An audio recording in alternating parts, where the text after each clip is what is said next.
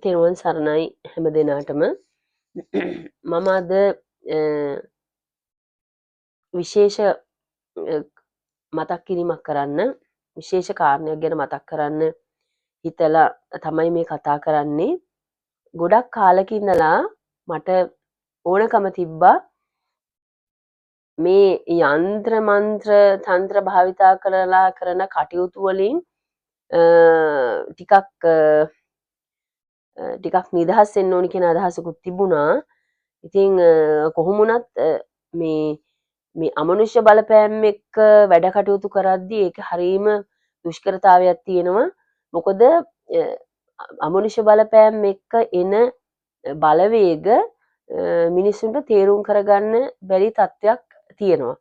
මොකද අදෘශ්‍යමානව සැරිසරන පිරිස අපිට තෝරගන්න බැරි විදියට අපිට තේරුම් කරගන්න බැහැ. ඒ කියන්නේ ඒ වගේ තත්ත්වයක් ඇති වෙනකොට අපිට ඒක කොහොමද ඒකට මුහුණ දෙන්නේ කියන එක අපිට හොයාගන්න අමාරුයි. දැන් උදාහරණයකට කිව්වොත් ගෙදරක ආරක්ෂාවක් වගේ දෙයක් කරන්න ලෑස්ති වුණොත් සමහර වෙලාවට මේ අදෘශ්‍යමානව ඉන්න පිරිස මෙතන අවුරුදු ගණන් මාස ගණන් ඒවා අරක් කරගෙන ඒවැයි බලය අයිති කරගෙන ඒගොල්ලන් ජීවිත කාලෙම ඉන්න වගේ තමයි ඒවයි ජීවත් වෙන්නේ. එතකොට අපි ඒගොල්ලන් අයින් කරන්න හරි අපි ඒ දේවල් වෙනස් කරන්න හදනකොට ඒගොල්ලොන් සූක්ෂමව අපිට බලපෑම් කරනවා. ඒ කියන්නේ එක්කෝ වැඩේ කරන්න එන කෙනා එක්ක විරසකම් ඇති වෙනවා. එහෙම නැත්නම් වෙන කවුරු හරි කෙනෙක් කියනවා අයියෝ ඔය වැඩේ හරියන්නේ නැහැ. ඔය කොහොම කරන්න එපා කියලා ඔන්න මනස වෙනස් වෙනවා. එහෙම නැත්නම් Tamanට හිතෙනවා වැඩක් නෑ මේ මෙච්චර කාලයක් මෙහෙම හිටියා ඉතුරු ටිකත් ඔන්න ඔහොම ඉන්නවා මම එක්ක මැරිලා ගියාද ඕම කියලා එක්ක හිතනවා. ඒ වගේ මොන විදියකින් හරි වටපිටින් බලපෑමක් ඇති කරලා අපිට අපි කරන වැඩේ බාධා කරන්න කොහොම හරි වැඩ පිළිවෙලක් යෙදෙනවා. ඉතින් මම මේ ඇත්තටම අත්දැකීමෙන් කියන්නේ මටත් මේ වගේ අවස්ථාවල් කීපයක් ඇති වෙලා තියෙනවා. මම කොච්චර අවංකව කොහොම හරි මේ වැඩේ කරලා දෙන්න ඕනි කියලා ඒකට ඔක්කොම සැලසුම් කරනකොට අනෙක් පාර්ශවයෙන් ඒක තේරුම් කරගන්න බැරුව යනවා. ඒගොල්ලොන් දැන් මාව අල්ලගන්න බැරි වෙනකොට එක්කෙනෙහිම අල්ලගනවා අනිත් පැත්ත.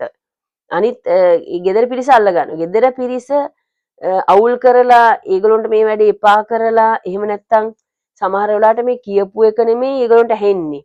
එක්කෝ ඒගොල්ලන් කියප එක නෙමෙයි මට ඇහෙන්නේ. ඒ වගේ කොහොම හරි මේ කාරණේ අතර ලොකු පටලැවිල්ලක් ඇති කරනවා. එක්කෝ අපි ඔක්කොම සූදානම් කරගෙන ඉද්දි මේ වැඩේ කරන්න යනකොට අන්න ඒ වැඩේ කරගන්න බැරි වෙන විදිහේ මොකක් හරි එක්කෝ ඒ ගෙදර කෙනෙක් අසනීප වෙනවා.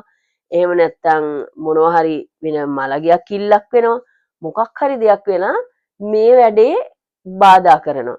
ඉතින් අදෘශ්‍යමාන තත්ත්වය එහෙම තමයි. ඒ කියන්නේ යක්ෂ බලවේග මුල් වෙලා තිබුණොත් නම් ඒක ටිකක් දරුණුවට උනත් වෙන්න පුළුවන්. සමහර තැන්වල මේ ගියක් ආරක්ෂා කරන වගේ දෙයකදී සමහර තැන්වල 3-4 වතාව කරන්න යන්න වෙනවා.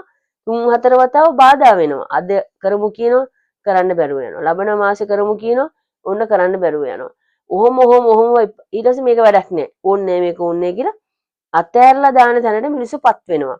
ඉතින් මේ කාරණේ ඇත්තටම හරිම සංකීර්ණ දෙයක්. ඒ කියන්නේ අනෙක් පාර්ශවයට ඒක තේරුම් කරගන්න බැරි වෙන්නත් හේතු තියෙනවා. මොකද ඒගොල්ලෝ මේ භූත ග්‍රහණයට අහු වෙලා ඉන්නේ.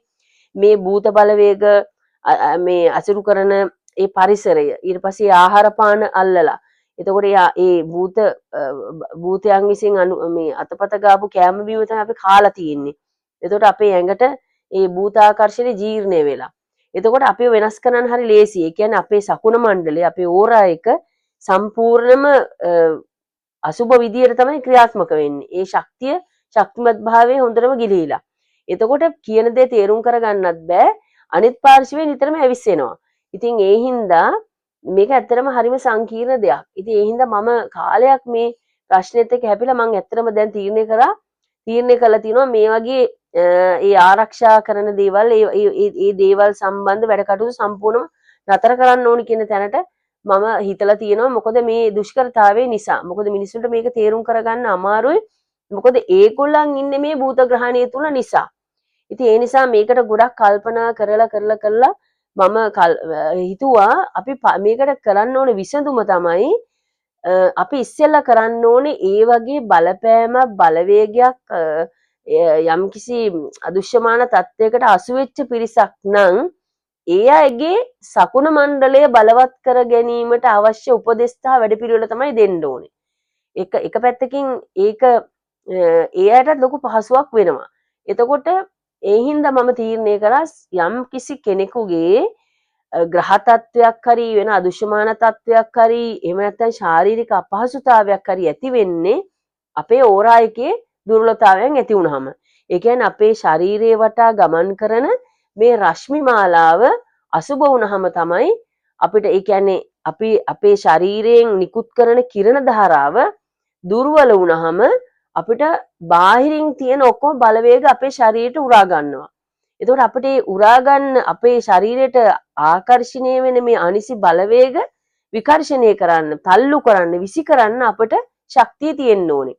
එතකොට ඒ ශක්තිය අපිට නැති වුණොත් ඒ බාහිරින් එන බලවේග වලින් එන සේනම අශුභ ශක්තියන් අපේ ශරීරය ග්‍රහණය කර ගන්නවා.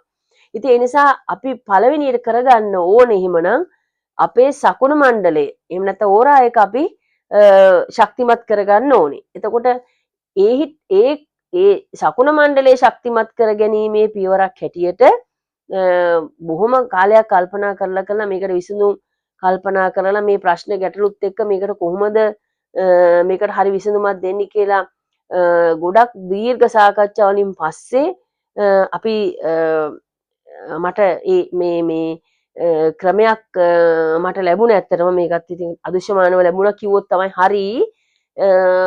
එතකොට ඒක අධ්‍යයනය කළ බලුවම ඇත්තම ඒක හරිම සාර්ථකයි.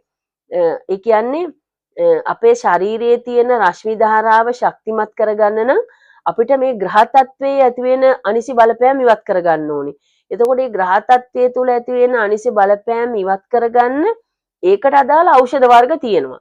එතකොට ඒකට අදාළ ඖෂධ වර්ග වලින් අපි නිතර ඒ ඖෂධ වර්ග පරිශීලනය කළොත් අපේ ශරීරයේ තියෙන අසුබ තත්වයන් මගහැර ගන්න පුළුවන් වෙනවා.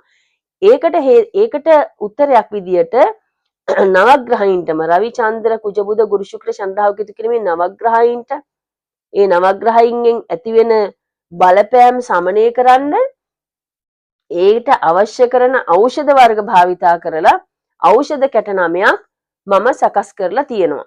එතකොට මේ ඖෂධ කැට 9 අපි සාමාන්‍ය විදියට අපි ශරීරයේ ගාලා ඒ කියන්නේ අපි සබන් පාවිච්චි කරන්නේ ඒ වගේ සබන් වගේ අපේ ශරීරයේ ගානවා. හැමදාම අපි උදේට හවසට ඇඟ හොදන වෙලාවෙදී නාන වෙලාවෙදී මේ ඖෂධ භාවිතා කරනවා. එතකොට දැන් අපි රවිගේ අපලයක් තියෙන කෙනෙකුට රවිට අදාළව ඒ අවශ්‍ය කරන බෙහෙත් ඖෂධ තමයි මේකට දාලා තියෙන්නේ. එතකොට චන්ද්‍රයාගේ අපලයක් තියෙන කෙනෙකුට ඒ චන්ද්‍රයාගේ ග්‍රහත්වයන්ට අදාළ ඖෂධ වර්ග යොදලා තියෙනවා. ඉතින් මේක ගොඩාක් නවග්‍රහ දෝෂ තියෙන අයට මේ ඖෂධ කැට 9ම පාවිච්චි කරන්න පුළුවන් විදිහට හදලා තියෙනවා. මේකට අපි විශේෂ නමක් යොදලා තියෙනවා සකුණ මංජරී කියලා. මංජරිය කියන්නේ ඕනම දෙවි කෙනෙකුගේ අතේ මංජරියක් තියෙනවා. ඒ මංජරිය කියන්නේ හැම ඕනම ලෙඩකට ඕනම බලවේගයකට මුහුණ දෙන්න පුළුවන් ශක්තිය ගොනු කරගත්ත ඖෂධ කැටයක්.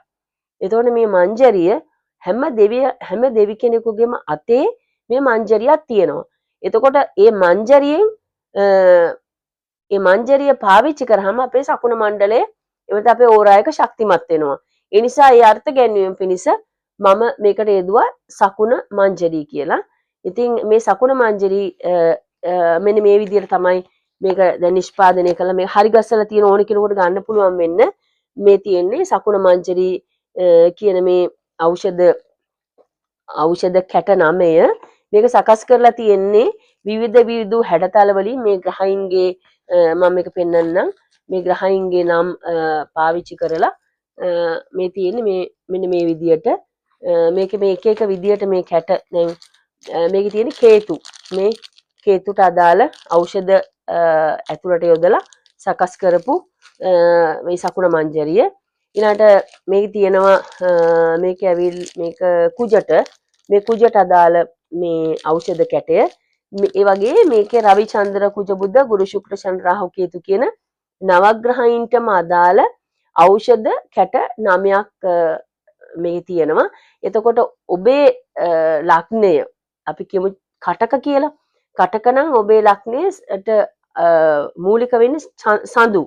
එතකොට සඳුට අයිති ඖෂධ කැටේ තමයි ඉස්සෙල්ලා පාවිච්චි කරන්නේ. ඊට පස්සේ ඊට පස්සේ කුජට අයිති එක. ඒ විදිහට එහෙම නවග්‍රහයින්ටම ආවේනික වෙච්ච ඒ ඖෂධ කැට නාමය මාස 4-5ක් වගේ මේක පාවිච්චි කරන්න පුළුවන්. දිගට මේ ඖෂධය පාවිච්චි කරගෙන යනකොට ශරීරයේ අපිට නොදැනීම අපේ ශරීරය ඇතුළත අපේ ඕරා එක වෙනස් කරගන්න අවශ්‍ය පදනම සැකසෙනවා. ඒ සැකසුනකොට අපිට තේරෙනවා අපි වෙනදාට වඩා අපේ හිතන ශක්තිය හිතන දේවල් ශක්තිමත්. වෙනදාට වඩා ශාරීරික අපහසුතාවය මගහැරෙනවා.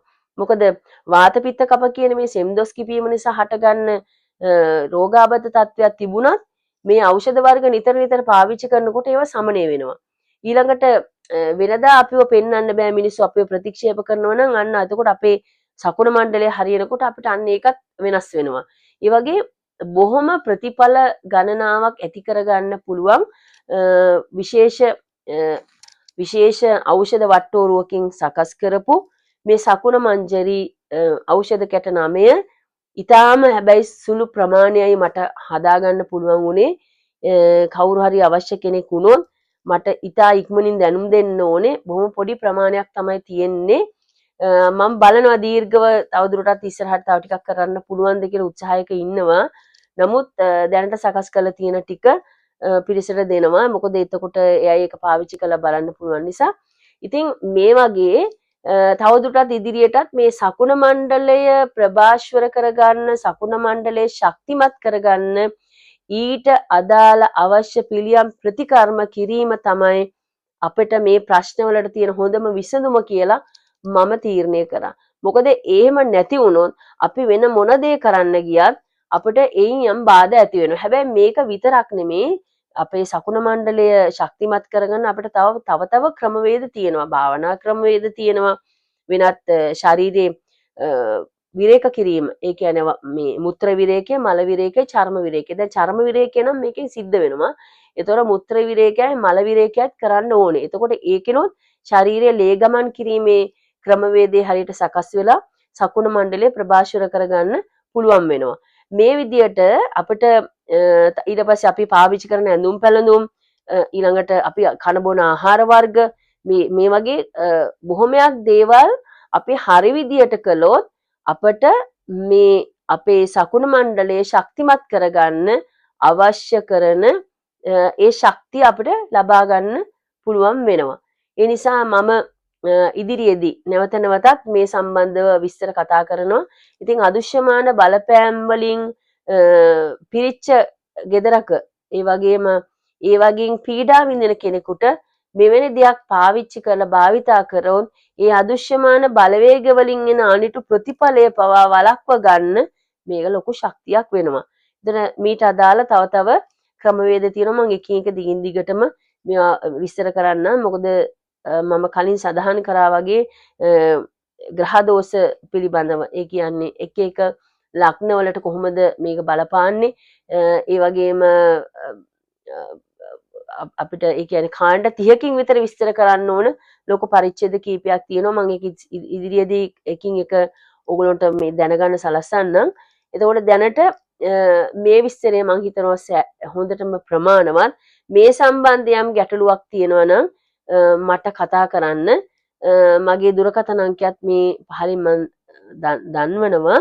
මොන හරි ප්‍රශ්නයක් ගැටලුවක් තිබුණොත් කතා කරන්න. හැබැයි මේ ඖෂධ වර්ග භාවිතා කිරීම සම්බන්ධව කිසිම ගැටලු සාගත තත්ත්වයක් නැහැ. මේක ඔක්කොම ලියලා සටහන් කරලා තියෙනවා.